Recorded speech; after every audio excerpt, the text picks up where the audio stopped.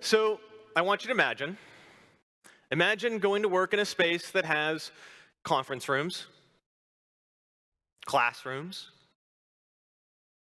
a cafe, and of course, desks for you to work at. You're seated in an open design with lots of light and lines of sight, so you can see and interact with one another. And occasionally you get up and you make some locally roasted coffee, and you bat around an idea with experts, try to solve it. If you're in a traditional office, this all sounds very familiar to you. This is what a workspace is like. You have tons of professionals. There's someone in accounting, there's someone in design, someone's in marketing. But for small businesses, they don't have that. Coworking solves that problem. So now imagine that you're in a workplace with dozens of different professionals and dozens of different businesses. There are graphic designers, there are CPAs, there are lawyers, there are animators, videographers, and photographers. They're all there to tap into each other, into their resources, to help make their work more effective, but also to be inspired. Now, how did I learn about coworking and why am I teaching about it? Because I was in DC working as an independent professional consultant, and I needed somewhere to work. I worked out of my home, and I would go to coffee shops when I needed social interaction. We would wander around, look for a plug so I could power my laptop. And a guy at the cafe told me to check out coworking. So I found a coworking space, and that space solved my operational business needs. I could power my laptop all day. But it also solved my intangible business needs. What I didn't have, even with a power outlet at a cafe, were professionals to collaborate with. In a coworking space, I met people who were able to give me business referrals, who were able to help me work through problems, who made introductions and connections for me. I was provided a consistent flow of new ideas, new people, and new opportunities. When I returned to Erie on a 6-month contract, doing tech policy advocacy for a nonprofit here, it was only going to be 6 months, I was looking for a co-working space, and I asked around, and people said there wasn't one. In fact, they didn't even understand the idea I was asking about, and that was shocking to me. This is how people work now. This is how everybody works now.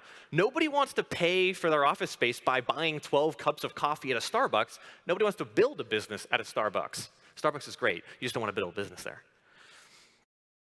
So I started asking people, trying to find somebody who would be interested, and I met Bill Scholes, who would eventually become my co-founder, and we met freelancers, remote workers, startups, nonprofits, who all wanted to collaborate with other teams, and we met them in just a few weeks. That sounds really fast to build the first co-working community for a city, but that's because we are part of the fastest growing demographic of the workforce. Forbes and MBO and university studies have found that there are 16 million people who are essentially independently employed right now. Those are freelancers, they're consultants, they're temp work like adjuncts and community organizers or campaign workers. But that's projected to be 70 million in the next decade. That's huge, right? That's a big increase. Why is that? Well, because this is a big trend. We're shifting from an employee economy to an entrepreneurial economy, where most of us will create our jobs, working for ourselves as, again, consultants, working on projects, working for small businesses. And it's a work style change. 20-year-olds and 30-year-olds are largely choosing to make a job rather than take a job, selling the product of their talent rather than selling their labor hours. And they're joined by second or third career professionals who are taking the expertise and experience that they gained and liberating themselves to work for themselves.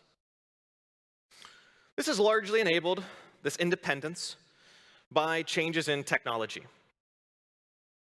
Cell phones and laptops enable us to do nearly any work, nearly anywhere, for just about anybody in the world.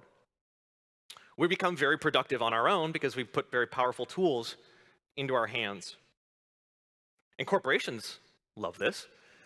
because now they have an enormous contractor market to select from for project work. Now when a corporation needs something done, they don't have to have a large salaried staff on hand to do it. Now they can go out and they can purchase the best product from the best talent and only buy the work that they need.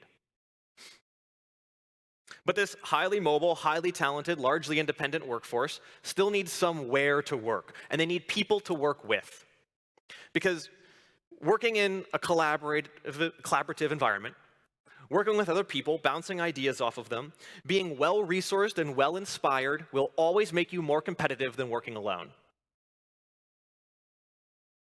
Now, co-working has been immensely successful in cities like LA and New York and DC because those cities are flush with cash, venture capital especially.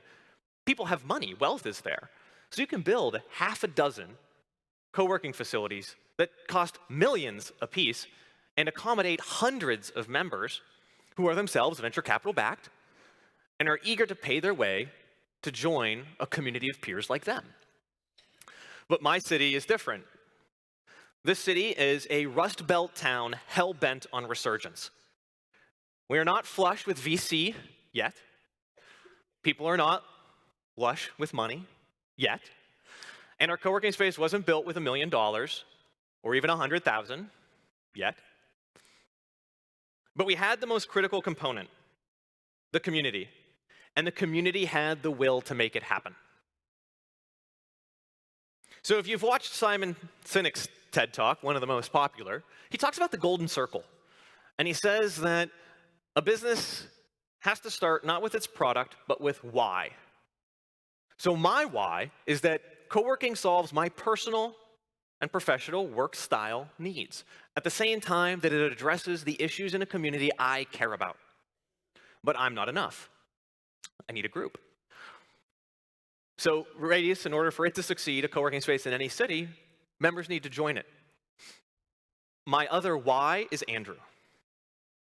Andrew's a UX designer who works for a company in Houston. He's worked for them for years, but raised his family here in Erie as a remote worker. And in Andrew's own words, 3 years ago, he had given up the ship. He had given up on ever being part of a team. He had given up on learning from peers to be more productive. And he had given up on Erie, on his city being a vibrant place to live. Because for Andrew, he couldn't connect digitally to his team. He didn't have people to learn with every day. And working alone at home, he was disconnected, even from the city in which he lived. 3 years later, Andrew's in a new position. He decided to stay in Erie. In fact, he turned down a job working for NASA's Goddard Center in DC, arguably any techie's dream job, to stay in Erie. Now, of course, there are many reasons for that, but some of those reasons have to do with the co-working space. In the co-working space, Andrew is able to learn all day from peers, other designers working in this city for other remote companies. In the co-working space, Andrew's connected through fiber internet to a team halfway across a continent. And in the co-working space, Andrew meets, talks with, works with, lives with people across the city doing incredible things. He's part of that vibrant community. He doesn't even know about it. He lives it.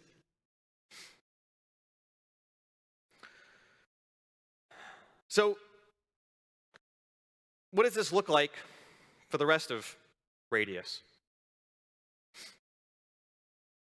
I'm going to tell you a couple stories of members and what they've done that's been pretty incredible and are examples of other co-working spaces around the world. This is David. David has his own software company. He's had it for 5 years, but he joined Radius for the community. One day, David got a call from a client saying, hey, I'd like you to do some web development work for me. And David explained, I don't really do that anymore. But hold on just a moment. And David turned around and talked to Zach. Zach had just started with 2 other guys, a web development company. And David said, hey, would you take this client's work? Take a look at his site. Zach said, yeah, we can do that. David got back on the phone and said, tell you what, I want to introduce you to Zach. He's the co-founder of a web development company. I love these guys. They're going to be able to do this work for you. Zach, that young company, got a client. The client got the work done that he needed immediately. And David was able to make it happen in seconds, not even the week of exchanging emails. Another example, Brian. These are developers who work up in our space, by the way. Brian, he joined Radius, and he posted a request on our jobs board. He had been looking for a developer to help a nonprofit that he donated some time with. Couldn't find it for months. Within 2 days, Raul, a member of ours who works in Cleveland, connected Brian to a developer in Brazil who is able to do the work for that nonprofit in St. Louis, all organized by the co-working space in Erie. Maybe a more traditional example, Zach. Zach had started a startup. He needed somewhere to pull together his team, get out of his house, and somewhere to accommodate his first intern, Jenna. That was Radius. They were there for months, and over those months, Zach built, learned, adapted, and grew. He secured first contracts. He hired Jenna. And he did such a good job that he received investment and moved into the technology incubator just across the street. Maybe a solo example is Matt. Matt started his own copywriting company. And he thought, well, 6 months. It'll take me 6 months to build up enough clients that I can leave my full-time job. Well, Matt got some of his first clients, not by cold calling, not by marketing, but by hanging out in the cafe at Radius, where he met the owner of a web development studio that said, oh, great, a new copywriter? Could you take some of the work we can't handle? Other members introduced Matt to other people who needed that copywriting service, and he had to quit his job in 6 weeks, not 6 months, to handle the flow. Radius itself makes moves. But some of our members make more of an impact. So Jessica and Greg own media companies, and they are the only two providers of a very specific service, Google Business Tours, in this city. They're direct competitors. They joined in the same week, and we thought it might be a problem. Well, instead, after a couple weeks, they started having lunches together, sharing equipment.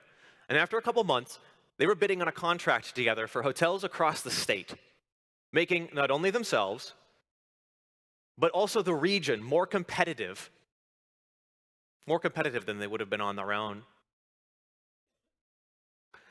Up at Radius, we've done demolition.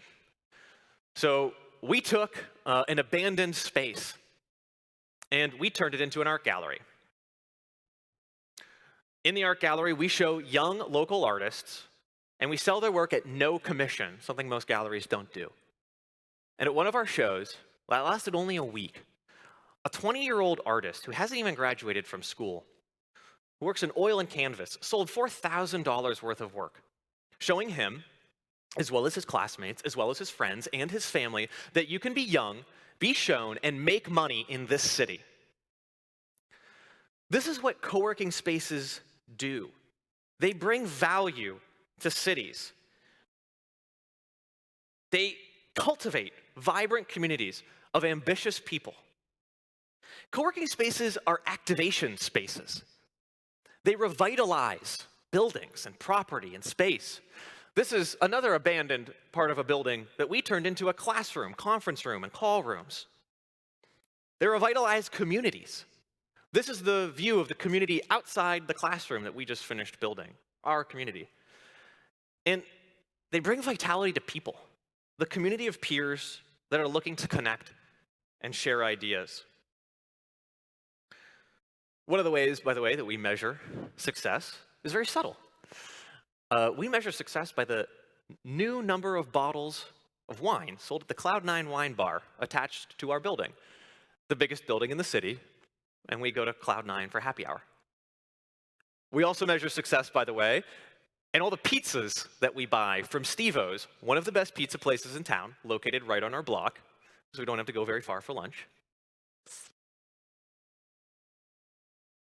You see, some of our businesses have outgrown us, and they've moved into space in the building, remaining members. Some of our members have grown even bigger and moved into the technology incubator across the street. And many, of course, remain. They've stayed and grown even as our community has grown. The point is that they are all back downtown in a neighborhood, revitalizing it simply by their presence. In a co-working community, you become invested in one another. You become invested in your place. Starting a business is very hard. Revitalizing a city is even harder. But any project is harder when you're trying to accomplish it in isolation. From a strictly business perspective, we're failing. It's been a year and a half, and we're not financially viable yet. But we would never have made it this far without the contributions of members. And we're not giving up the ship. More members are coming in, more contributions are being made, and we're going to keep going until we get to where we want to be.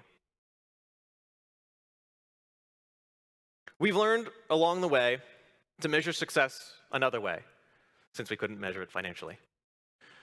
We learned to measure it by how well we support other endeavors, other important endeavors in the community. Endeavors to elevate the skill set of our workforce, to create greater visibility for our region's expertise and talent, and endeavors that enable people to create their own jobs and to create jobs for others. So maybe co-working can improve your personal lifestyle, your work style, your city. And that's what I'd like you to consider. That's the idea I want you to take away. Because whether you are going to be 5 people who rent a room, or 50 people who take over the 9th floor of the biggest building in your city, whether you are a lonely freelancer or tired of your corporate office and want something new, whether you're 22 or 52, consider joining or creating a co-working space, obviously for the value that it can bring you in your work, but also for the value that you can return back to that community. Thank you.